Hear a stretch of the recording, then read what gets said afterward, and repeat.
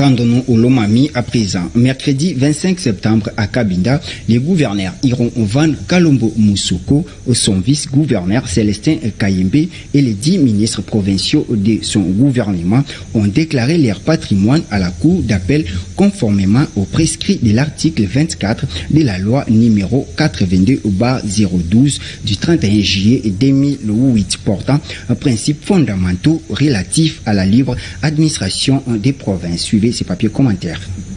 Respectueux des textes légaux qui régissent la République démocratique du Congo, les chefs de l'exécutif provincial de la Lomami, les gouverneurs Iron Van Kalombo Moussoko et son vice-gouverneur Célestin Kayembe Chibola et les 10 ministres provinciaux se sont rendus à la cour d'appel de cette province, faisant office de la cour administrative le mercredi 25 septembre 2024 pour déclarer leur patrimoine composé entre autres des comptes bancaires, biens mobiliers et immobiliers, ainsi que des documents importants exigés par les textes légaux. Et c'est à travers leur avocat conseil que ces déclarations ont été faites. Et c'est dans une audience publique. L'examen minutieux de toutes les déclarations écrites du patrimoine familial déposées ce jour devant la cour de séance par M.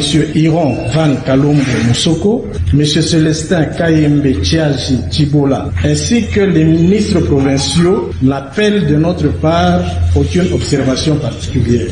Par ce motif, Monsieur le Premier Président, qu'il plaise à votre cour de prendre acte des déclarations écrites de leur patrimoine familial déposées par les membres du gouvernement provincial de Lomami, fait comme de droit, ce sera justice. Donnant son avis, le ministère public a salué le respect de la procédure et des textes légaux de la part du gouvernement provincial, en référence au prescrit de l'article 24 de la loi numéro 82/012 du 31 juillet 2008 portant un principe fondamentaux relatif à la libre administration des provinces. La loi exige à tous les membres du gouvernement, à toutes les hautes autorités politiques qui occupent de grandes fonctions, de pouvoir déclarer leur patrimoine privé, c'est-à-dire leurs biens mobiliers, leurs biens immobiliers, au devant de cette haute juridiction, avant leur entrée en fonction, tout comme à la sortie de leur fonction. Comme je le disais tantôt, c'est un gouvernement constitué des hommes intègres,